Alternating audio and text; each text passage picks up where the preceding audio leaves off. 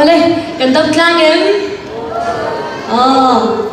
Zani na karha ram saktori ayu pate za thia mil tinya.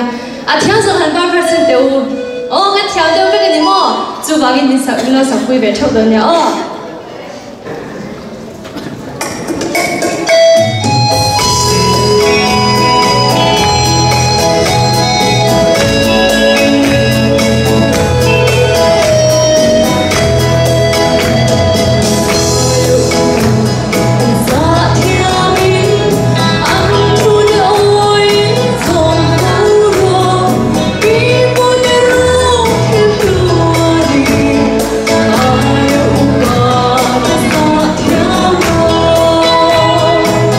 Hãy subscribe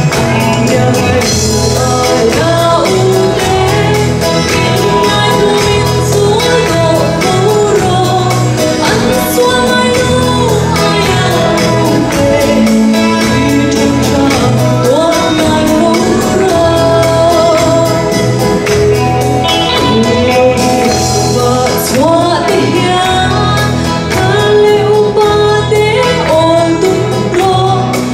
Ghiền Mì Gõ để không bỏ